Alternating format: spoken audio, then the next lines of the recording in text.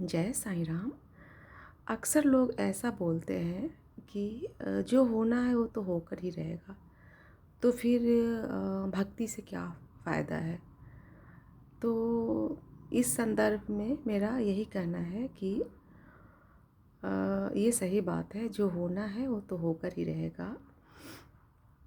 पर हम अपने आप को, अपने इष्ट को, अपने गुरु को, अ, अपने ईश्वर को समर्पित कर देते हैं ना, तो जो हमारा कष्ट है ना, जो हम पर आने वाला है, वो 100% ना आके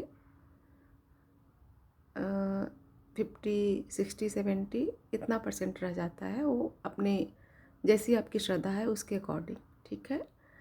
तो ये कहना व्यर्थ है कि जो होना है वो तो होकर ही रहेगा, ठीक है ना।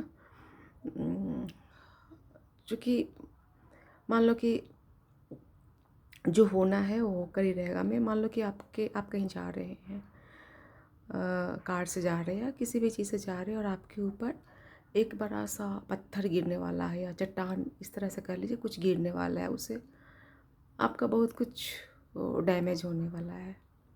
बट अगर आप पर गुरु का आशीर्वाद है, अपने इष्ट का आशीर्वाद है ना, तो पत्थर है ना, उसका जो आकार है वो एक छोटा सा हो जाएगा, ठीक है।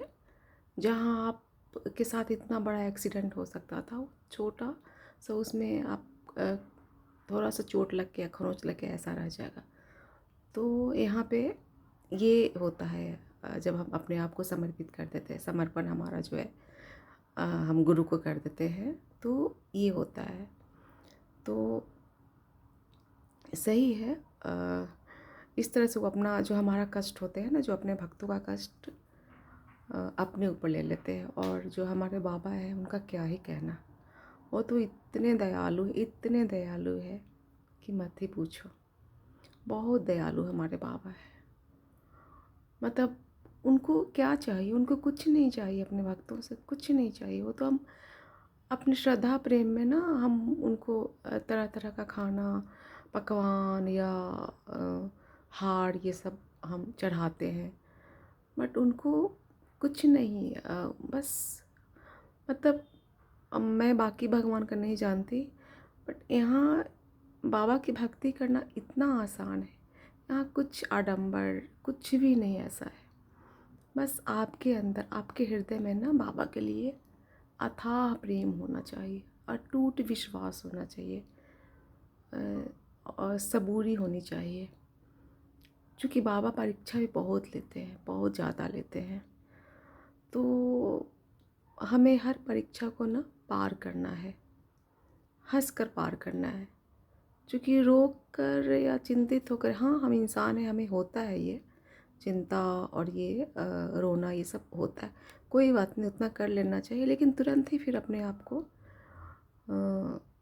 बाबा को देखना है, और फिर सारी चीज़ों को भूल कर बोलना है कि बाबा, ये जो भी है आपने ही दिया है, तो इसके पीछे कुछ अच्छा रीज़न होगा, और क्या।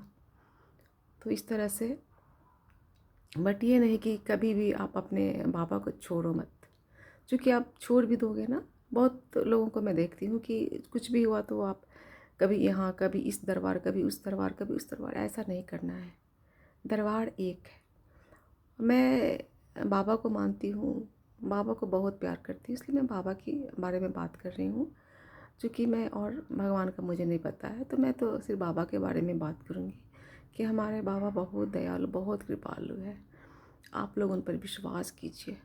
परीक्षा बहुत लेते हैं, मेरे साथ भी बहुत परीक्षा हुआ और भी चल रहा है, लेकिन पूरा विश्वास है बाबा इस भवसागर से पार हमें ज़रूर निकालेंगे, ज़रूर निकालेंगे।